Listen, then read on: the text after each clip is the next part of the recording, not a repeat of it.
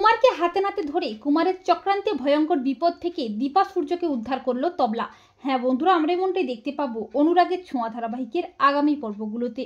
সোনারূপা ও সবাই মিলে আবারও দীপা সূর্যের বিয়ে দিয়ে তাদের কাছাকাছি আনে, কিন্তু এত খুশি এত আনন্দের মধ্যেও বিষাদের ছায়া দেখতে পায় দীপা চোখ বন্ধ করে দেখতে পায় তার চোখের সামনে একটা চিতা জ্বলছে দাউ দাউ করে। রূপার ভয় করতে থাকে।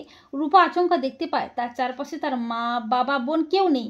এরপর সবাই মিলে দীপা সূর্যের ফুলসজ্জার আয়োজন করে। দীপার ভয় করতে থাকে বৃদ্ধাটির বলা কথাগুলো মনে করে, কিন্তু সূর্য দীপাকে আশ্বাস দিয়ে বলে আর কোনো ভয় নেই, আমরা সবাই একসাথে থাকবো। দীপা সূর্য অনেকটা কাছাকাছি আসে, তবে রূপার হঠাৎই ভয় করতে থাকে। রূপা ছুটে আসে তার মায়ের কাছে। আচমকা রূপা দেখতে পায় সেই বৃদ্ধা মহিলাটিকে, যে মহিলাটিকে রূপা 5 বছর আগে কলকাতায় দেখেছিল। রূপা ছুটে আসে সেই বৃদ্ধাটির কাছে। রূপা বলে, কে তুমি, কি দেখছিলে? বৃদ্ধাটি বলে, বিপদ বিপদ। সূর্য দীপা সোনা সবাই আসে। বৃদ্ধাটি বলে, সব পুড়ে ছাই হয়ে যাবে, এমন একজন আসবে যে তোদের জীবনটাকে ছাই করে দেবে। বৃদ্ধাটির কথায় ভয় করতে থাকে তাদের। অপরদিকে কুমার জেল থেকে ছাড়া পেয়ে যায়।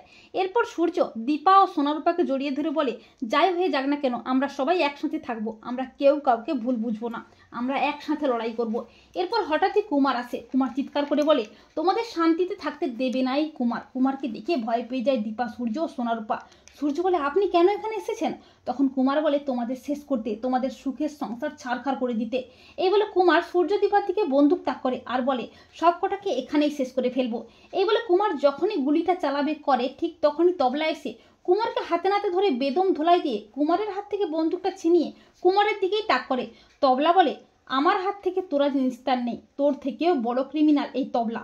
তো বন্ধুরা, তোমরা এটাই চাও তো যে কুমারকে হাতে নাতে ধরে বেদম ধোলাই দিয়ে কুমারের হাত থেকে যেন দীপা সূর্য ও সোনারূপাকে বাঁচিয়ে নেয় তবলা? কমেন্ট করে জানাতে ভুলো না তোমাদের মতামতটি।